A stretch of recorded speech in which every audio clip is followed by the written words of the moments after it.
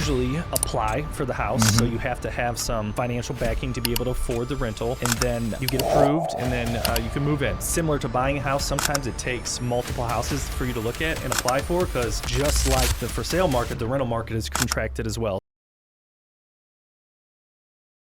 We're going to get into pros and cons of long-term, short-term, and mid-term rentals. You okay to start out with long-term? For sure, and it sounds define what a long-term rental is. Yeah, and we're right now we're focused on, or for this segment, residential real estate. Yep, residential, single-family rental real estate mainly. Yeah, single-family rental real estate.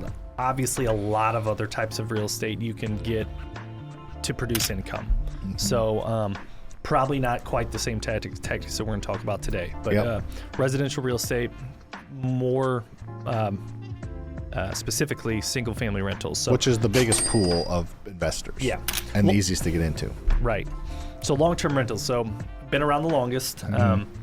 Paying rent to a landlord has been around for long. Hence the name landlord. I think we're going back centuries. Yeah, that's wild. So you don't own the land. You just rent it to be able to live there or use it for whatever your needs are. So normally, and it's a big segment of how people live in our country. You know, I think maybe half, give or take. Probably a little less, but close to half people rent, Yeah, and there's a lot of benefits to renting. Shit ton. Whoa. I know. You know, when you're younger, you have some flexibility, or maybe you don't want to have to keep up your house. You don't want to have to pay the insurance, have to pay taxes. You just pay rent and maybe mow the grass. That's about it. And everything inside the house gets fixed by the property management company or the landlords. So it's been around a long time. Super awesome option for people that aren't ready to buy a house for one reason or another. You usually you apply for the house, so you have to have some financial backing to be able to afford the rental, and then you get approved, and then you can move in. Similar to buying a house, sometimes it takes multiple houses for you to look at and apply for, because just like the for sale market, the rental market is contracted as well. So not a whole bunch of amazing quality rental properties out there for you. Yep. So you're going to have fight a little competition along the way there. But you sign a lease if you get approved for usually a year or two in the residential real estate world. So as an investor, you have a tenant in there living in the house, which is going to be much better than a vacant house, obviously, because it's producing income, and if you have the right tenant, they're going to take care of it and keep your house up to standard. So you rent it out for a year or two, and as a property manager or a landlord, you don't have to worry about it for a while. You get a few maintenance calls here and there, but you don't have to worry about it going vacant for an entire year or two, which is a big benefit in long-term rentals. Yeah, I think that's a good way to paint the picture of what long-term rentals are. They're just a way for you to own an asset that's going to go up in value and use the cash flow to hopefully have all your own expenses, including your mortgage. So some of the pros, let's do some pros and cons of long-term rentals. Some of the pros, a big one is, you talked a little bit about it, but fewer tenant turns. That's the most expensive part about owning a rental property, whether it's short-term, mid-term, or long-term, is when somebody leaves and somebody's not staying there, you still have taxes, you still have insurance, you still have a lot of expenses, but you're not getting any income. Yeah. So you want to limit that as much as possible if you want to cash flow. Yeah, and even if they treat the property pretty decent, you still got to go in there and do paint touch-ups, because even, look at the walls in your house or my house. Like, they're pretty beat up because we got kids and life, which is okay. You're living there. Yeah, you're living there. So you're going to have to do some sort of paint touch-up, if not repaint the whole thing every time. There's a cleaning involved, multiple trips out there, occupancy inspections in certain municipalities. So there's a lot that goes in there when that tenant moves out and you have to go find a new tenant. For sure. What do you think the national average occupancy rate is on single-family rentals? It should be pretty high. I would say, I would say like low 90s, like 93%. 95. 95. That's a good number. I know. Yeah. I think with that contracted market has gone up recently. So yeah, 95% occupancy is the average. So some are more, some are less, but 95% is the average. So either occupied more, fewer tenant turns, which requires less money out of pocket. Another pro is you don't have to furnish them. The other two you have to furnish. So it's not the end of the world, but you're spending money on furniture. That's a capital expense, or not, I guess probably not capital expense, but it's an expense out of pocket, and it's not really adding to the value of the property. And it's going to be more wear and tear, more things you're going to have to replace. So it's an expense you don't have to incur. They get sometimes a washer and dryer, but the house is vacant, empty completely. You move in your stuff, you move your stuff out. Yeah, like all the kitchen appliances are usually there. Maybe sometimes not like a microwave or something. You got to buy the tenant has to buy a countertop microwave, but all the furniture, couch, beds, rugs, stuff like that, the tenant moves into the house and provides it themselves. And nail shit all over the walls and stuff like that, but those are easy fixes. Yeah. It's the scrapes, the dents. Yeah. Okay, so any other pros you can think of for long-term rentals? So those are huge ones to me. Fewer tenant turns, higher occupancy, and don't have to furnish it. Those are some big ones for me. I would say we're going to get into STR and MTRs, but I would say there's more financing products out there for long-term rentals. Okay, as an owner. Okay, yeah. If you're an investor, and you have an occupied long-term tenant with a 2-year lease in place, and you take it to a bank to get some sort of financing on it, they're much more likely to finance than all this in and out from a short-term rental. I agree, because I know up until recently there hadn't really been a great product for some of these shorter term rental stuff. I know some of the lenders we work with and some of the ones that are in our program, in our community, they just recently, within maybe 6-8 months, came out with a short term rental product that they are going to actually take some of that income into account. Before they really didn't as much. So it is becoming easier, but 100%, that's a good point. Small local banks and more banks are more likely to be happy with a 12-month lease and lend you money. Yeah. All right, more pros? What else you got? I got a lot more, I think. You don't have a lot more. Not a lot more. I bet you only got 2 in there. Unless you're making up something now. I think 2's a lot, right? 2's a lot for me. Yeah, it is for you. Depends what you're talking about. 2 houses? A lot. Yes, that's exactly what I'm talking about. 2 pieces of candy, maybe not so much for you. No, I need a little more than 2. Yes, you do. Man, that really ruined my thought process there. Good. Other pros of long-term rentals. The marketing. Okay. I think,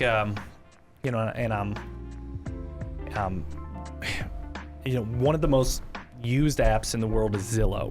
It was the most popular app for a long time. I don't know if it is anymore. And you can either post your house for rent directly on Zillow, or you can use a property management software that syndicates your rental listing to 20 different websites and gets it out there to apartments.com. You can Craigslist used to be a thing, so you can get your rental out there for people who are looking to find a house to move into. They're going to see it online somehow. So potentially easier to get qualified applicants, or at least applicants who knows about the qualified side of it. Okay, one more. I think that's a good one right there. Okay, we're going to stick with one. No, I think what you said there, that's the same thing, no? Well, a pro would be, you get a full picture of who this person is moving into your house. That's a good point, and probably there's just more people looking for long-term rentals. Yeah. There's in general, they have to stay in a long-term rental if they're not buying. They don't have to stay in a short-term rental. They can do a hotel or not go on vacation. So there's a bigger pool of supply. There you go. Cool. All right, some cons. Yeah, some cons. Lower rent, Sam. Yeah, you don't get as much rent. You want to talk about your analogy now or later? What's my analogy? About the drug analogy, like the pound versus we'll save that. We'll save that till for the short term. My marijuana analogy, which the DEA just announced. The DEA just said marijuana they downgraded it as far as it's not. Just now? Yeah, just now. It's just in the news yesterday. There's something like it's moved down the chain of harmful drug that is a less harmful drug than it was classified as before. Are there still people in prison for having weed on them? I don't know what happened with that. I hope not. I'm sure ridiculous. There are, because I I get distributing and selling pounds and pounds and pounds. Of something illegal. Getting caught with a bag of weed on you, hopefully nobody's still in jail for that. Yeah, because that was really illegal for a while. And jails are overflowing, so hopefully they let those people out. Yeah, prisons, bro. Prisons, bro. Lower rent. So yes, you get less dollar amount of rent just because you're splitting up over a longer period of time. It's just kind of the economics of it. Yep. What else you got?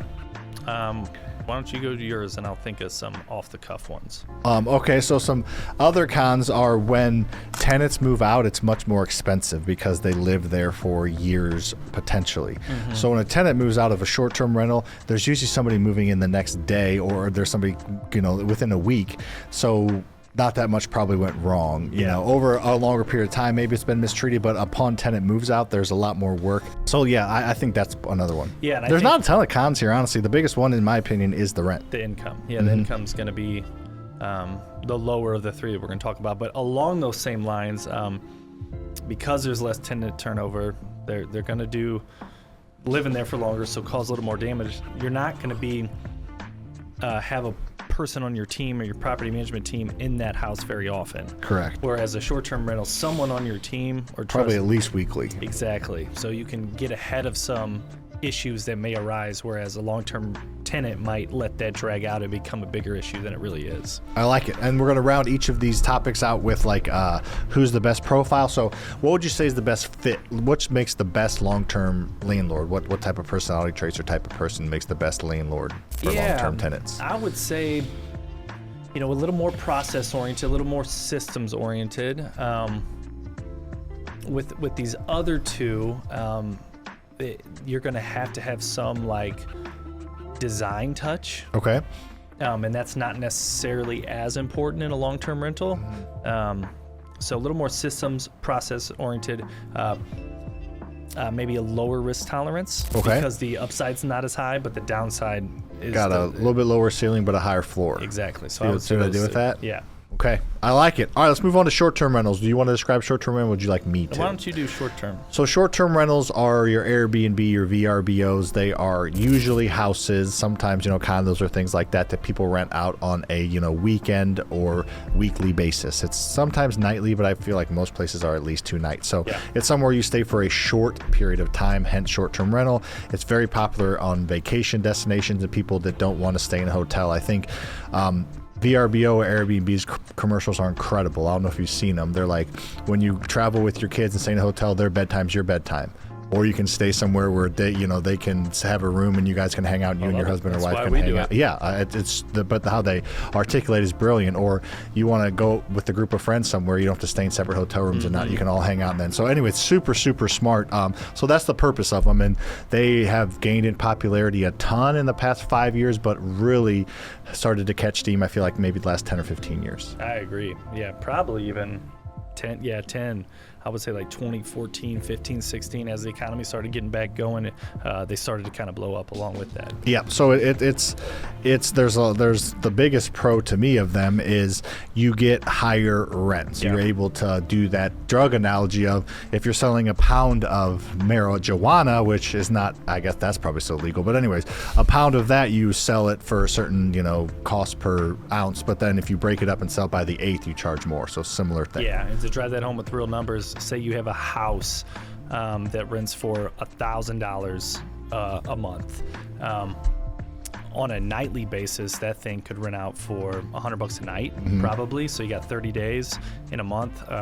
That's a total opportunity of $3,000 a night, 3 times the income. There's a higher vacancy, which we'll get into here in one of the cons. But that vacancy percentage usually still outperforms your normal monthly rent with a person as a long-term tenant. So 1K and 3K, I like that. Let's stick with that because I have the vacancy. I have the national average for short-term rental vacancy that we can split in and some costs. What is that? Well, let's do it I'm going to tell you in the con. Oh, in the con? Yeah, because it's a con. I think it's a con. Okay. All right. So yeah. Another pro to me would be, we like to make sure all of our deals still cash flow or at least break even as a long-term rental before we consider it as a short-term rental. That's not everybody's philosophy. Some people are 100%, their whole business is short-term rentals. So it opens up their buy box a little bit. Maybe something that wouldn't work as a long-term rental, they can now look at it as a short-term rental and make money off it. That's what I have. I says it just opens some doors up potentially. Like if you want to invest in your backyard and you want to own a property in your backyard and you're in San Diego, You're not going to be able to do that with long-term rentals, more than likely, and have it be a good investment. But like we were just out there, you probably can buy in your hometown if they allow it, and if you do short-term rentals, because the cash flow is potentially higher. Yeah, and I think, say you wanted, so short-term rentals aren't only for vacation destinations, but they can be. And we stay in them a lot when we travel to vacation destinations.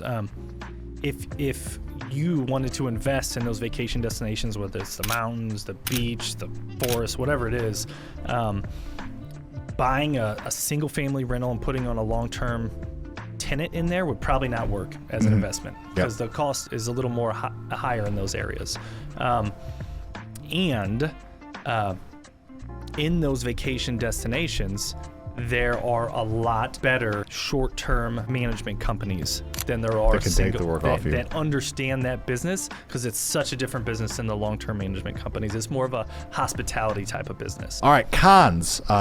Simple one, but you got to furnish it. That's going to cost you on short-term rental. I feel like there's more furnishings involved, but it's going to be, our numbers show, like $5 to $7 a square foot. So, that's going to maybe even more. So you have to buy the TVs, you have to buy the couch, you have to supply the kitchen. You got to pay for internet. Yeah, all that stuff. Yeah, so your expenses are higher, but also your furnishings are higher. Yeah, that's a great one. Cool. What else you got?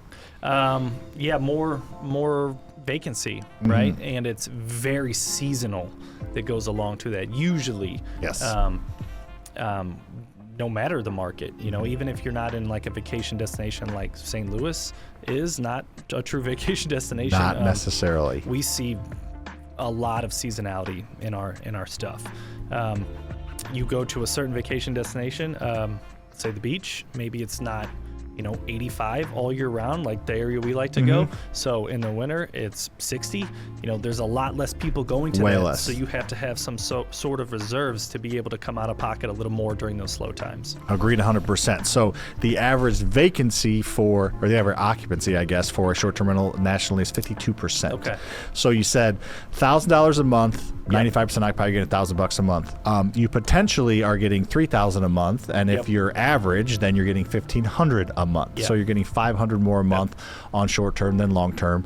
Now there's higher expenses too, which is another con. You're going to have to pay a property management company 20-25% to manage and clean. And recently, you put a lot of that back on the person who's buying the house. So, but there still is expenses above that you have to pay. Yeah, but I think that's a real life example of being able to go get another 50% higher of what you would for a long-term tenant. 100%. But a lot more turning and working and coordination. A lot more effort. It's a lot more effort to sell those 8-ounce bags than the big old pound bag. Exactly. Or eighth of an ounce. Buy in bulk, a little cheaper. That's Sam's Club, easier. Costco, same thing. Yeah. They took that from drugs. All right, okay. And then that you got the quicker turn, so there's gonna be more expensive there. And a big con for me is gonna be the regulation. So it's not allowed everywhere. There's nowhere that I don't think I know, unless it's like a neighborhood HOA. There's nowhere that's gonna not allow 12-month lease. If they allow rentals, they're gonna allow that. There's lots of places, more and more every day, that are saying you have to rent your property for at least 30 days, foreshadowing for the next one. But so there are some places you cannot own short-term rentals in. Yep. So that does take away some of your opportunity. For sure. And they could do that, maybe you're a grandfather, but they could do that while you own the home. Technically, I don't know if they have to grandfather you in. Yeah. Another con would be marketing. I'll put it as a slight con, because I don't think it's as powerful as like Zillow, but when we get to the midterms here, they got a big leg up on midterm marketing. So the main two places they're going to find your short-term rental, that's Airbnb and VRBO. Sometimes that's not quite enough, and those places are really expensive to utilize. So a lot of people, if they have a vacation house that they're renting out, they opt to set up their own website just for that house, and then they got to do SEO on it and everything. So there's a lot more to the marketing piece for short-term rentals than the long-term rental side. Nice. I think the biggest con in my book is management and cost of management. The second biggest con, which we didn't talk about yet, in my opinion, is I've seen some numbers and talked to some people. I believe it is an oversaturated market. I believe there is I don't know if it's completely tipped the scales, but there is a lot more supply than there has ever been, and the demand has increased. We had like the Great American Boom or something it was called, where from like after COVID, the like restrictions dropped. The next 2 years was the most America's ever traveled, and it wasn't even close. Yeah. So everybody bought it, everybody got in it, and now Americans are traveling probably less than average or close to that because everything costs more and flights cost more. So there is an abundance of supply, which isn't, if you own the supply and there's a lot of other people that have supply, that's not a good thing for you as a business owner in any business, even the marijuana business. Yeah, and even the marijuana business. Right, Tyler? It's like all real estate, it's based on your market too. So your particular market might be saturated, but there's one market that might not be. And like anything else, if you're the best of the best and you're priced right, you're still going to get rented if you're in a good area. Okay, cool. I think that's mainly what I have there. So I think the best investor profile for this is somebody that's a little bit more, that has a little bit more cash, a little more money, because it costs money out of pocket. Probably you can maybe decently get your money back on long-term rentals, but with the extra furnishing stuff that doesn't add any technical value to it, it's going to have to probably spend a little more cash. So a little more cash-heavy type investor, a little more, you're still going to hopefully own it for a long time, but there's more risk. You're going to have months that are going to be lighter, and you're going to have to deal with some more fluctuations. Yeah, and someone that likes design and the hospitality side of things. So in short-term rentals, real estate is just your shell or your vehicle to operate this other hospitality business within. So, and maybe someone that likes to travel a little bit too, to go check on their properties if it's out of state or something. Yeah, I feel like this is a fun conversation. So if you're seeing any value out of this, again, share this with a friend and like this video. If you're listening, definitely make sure to subscribe if you're not, and hit that bell where you get notified when we have new episodes come out. Awesome. All right, Lucas. So midterm rentals. You want to describe, or want me to? I will describe this one. Midterm rentals is kind of the middle ground, hence the name, mid-ground, medium-term rentals, between short-term rentals and long-term rentals. So usually these are pieces of real estate that get rented out for, what do you think, 1 to 6 months? Yeah, I think that's pretty accurate. 1 to 6 months by the month. Keep going, just so you know I'm seeing what Powell's saying, so keep going. Cool. 1 to 6 months by the month.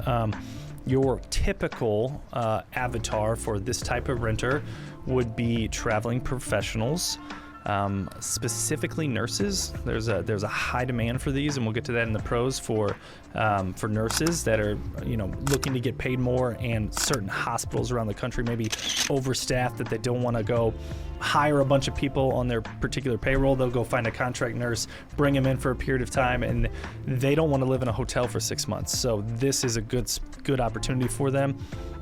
Also, insurance displaced people.